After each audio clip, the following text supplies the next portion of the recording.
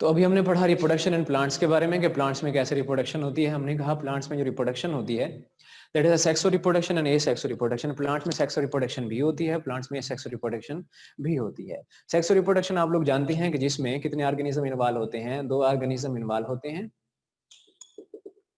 और इसके अलावा यहाँ पे जो सेल होते हैं वो सेल क्या होंगे, वन एन सेल होंगे। वन एन सेल और वन एन सेल जब आपस में कंबाइन होते हैं तो फिर आपके पास कौन से सेल बनते हैं, टू एन सेल बनते हैं।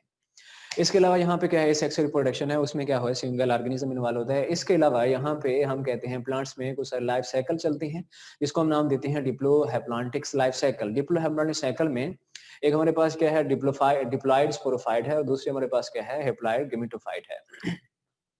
डिप्लॉइड स्पोरोफाइट्स में जो स्पोर हैं वो 2n होंगे। हैप्लॉइड गेमेटोफाइट में जो गैमेट्स पैदा होते हैं वो 1n पैदा होते हैं। अल्टरनेशन ऑफ जनरेशन है, जिसमें से जनरेशन एक दूसरे को क्या करती रहती हैं, अल्टरनेट करेंगे। इसका मतलब पहली जनरेशन कौन सी होगी, स्पोरोफाइट होगी। एक बात याद रखिएगा, स्पोरोफाइट जनरेशन मोस्टली केसेस में डोमिनेंट होती है। डोमिनेंट का मतलब है वो गालिब होती है।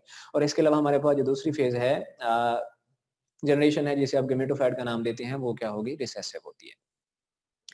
इसके बाद ये जो जनरेशन चलती हैं, समटाइम ऐसे होता है the generation will be same. Generation क्या होती हैं, सेम होती हैं, जैसी होंगी उसे हम किस का नाम देते हैं, आइसोमॉर्फिक जनरेशन का नाम देते हैं।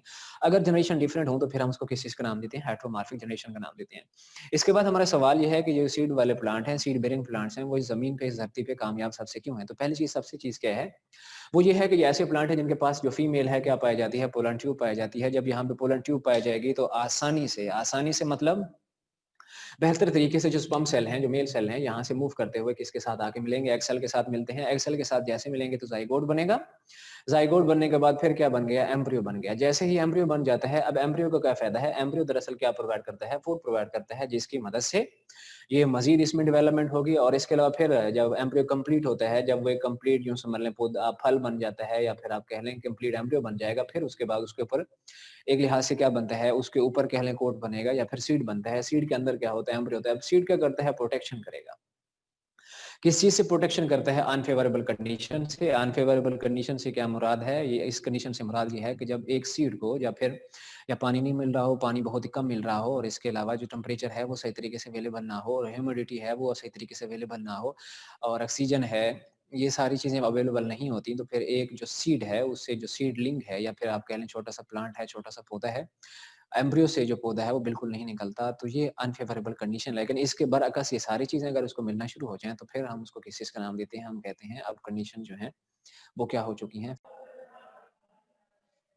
तो हमारे पास टॉपिक था parthenocarpy. What is a parthenocarpy, parthenocarpy क्या है। पार्थिनोकार्पी के बारे में हमने ये पढ़ा, हमारे पास एक ऐसा फिनोमिना है that is a formation of fruits. इसमें क्या बनते हैं, फ्रूट्स बनते हैं। अब यहाँ पे जो फ्रूट्स बनेंगे विदाउट फर्टिलाइजेशन, विदाउट फर्टिलाइजेशन क्या बन जाएंगे, फ्रूट्स बन जाएंगे। There should be no seed formation. एक तो यहाँ पे क्या है, सीड की फॉर्मेशन नहीं होगा, दूसरा यहाँ पे क्या है, फ्रूट डेवलपमेंट होती है, फर्टिलाइजेशन बिल्कुल नहीं होगी। इसको हम किस चीज का नाम देते हैं, पार्थिनोकार्पी का नाम देते हैं। ये फिनोमिना कहाँ पे पाया जाता है, बनाना में पाया जाता है, पाइनएप्पल में पाया जाता है, ग्रेप्स में पाया जाता है, और इसके अलावा हम कहते हैं ऑरेंज में पाया जाता है। ऐसा किस वजह से होता है, ऐसा इस वजह से होता है इम्बैलेंस ऑफ हार्मोन। हमारे पास हार्मोन का क्या होगा, इम्बैलेंस होगा। हार्मोन इम्बैलेंस होते हैं यहाँ पे। अब जो हार्मोन इम्बैलेंस करेगा हमारे पास, उस हार्मोन का क्या नाम है, ऑक्सिन है। ऑक्सिन इसका मतलब क्या है, ज्यादा से ज्यादा पैदा होगा। जब ऑक्सिन के हार्मोन की ज्यादती हो जाती है, ऑक्सिन हार्मोन ज्यादा पैदा होता है, तो तब जो आपके पास एक लिहाज से सीड बनना था वो सीड नहीं बनता, डायरेक्ट क्या बनता है, फ्रूट्स बनता है। इसी को हम किसी का नाम देते हैं, पार्थिनोकार्पी का नाम देते हैं। और इसके अलावा कमर्शियल स्केल पे हम अपने पर्पस के लिए, अपने फायदे के लिए, अपने मकासद के लिए हम इसकी डेवलपमेंट कराते हैं, हम इसको इस्तेमाल करते हैं। किस में इस्तेमाल करते हैं, जैसे हमारे पास क्या है, टोमेटोज हैं, और इसके अलावा पीपर्स हैं। इसके बाद हमारे पास नेक्स्ट टॉपिक था, वो हमारे पास क्या है, सीड डॉर्मेंसी है।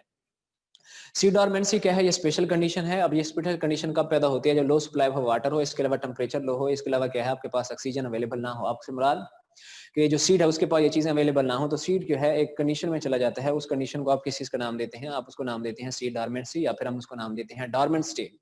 डॉर्मेंट स्टेज क्या होती है, ऐसी स्टेज जिसमें जो सीड है वो इनएक्टिव हो जाता है कुछ शॉर्ट पीरियड के लिए। टेम्परेरी फेज होती है, इनएक्टिव फेज होती है। फिर उसके बाद इसका फायदा क्या है, एम्ब्रियो सेव रहता है, और इसके अलावा उसकी प्रोटेक्शन होती रहती है। लेकिन जब कंडीशन फेवरेबल आती है, तब जो सीड है, उससे जो सीडलिंग है वो जर्मिनेट करता है, और फिर से एक नया पौधा बनता है। इसके बाद हमारे पास क्या था, फ्रूट सेट था, और इसके अलावा क्या था, फ्रूट राइपनिंग थी।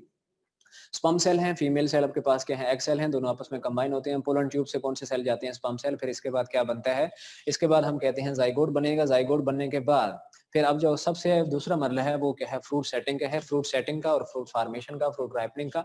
तो यहाँ पे जो हार्मोन ज़्यादा से ज़्यादा पैदा होंगे हमारे पास वो क्या है, ऑक्सिन का हार्मोन है। ऑक्सिन हार्मोन जहाँ पे पैदा होता है और भी हार्मोन पैदा होते हैं, जैसे हमारे पास यहाँ पे हम कहते हैं ऑक्सिन हार्मोन पैदा होगा। इसके अलावा हमारे पास जो दूसरा हार्मोन है, आप उसको किस चीज़ का नाम देते हैं, जबरीलन हार्मोन का नाम देते हैं। और किसी हद तक यहाँ पे एक और हार्मोन है जिसे हम साइटोकाइनिन का नाम देते हैं। तो इन हार्मोन की प्रोडक्शन होगी तो ये हार्मोन ज़्यादा से ज़्यादा पैदा होते हैं। तो सीड भी बनता है, फ्रूट भी बनता है, फ्रूट्स राइपनिंग भी होती है, सीड फॉर्मेशन भी होती है। तो ये तो था इसके बारे में। यहाँ तक अगर किसी का कोई सवाल है तो वो पूछ सकता है। जी।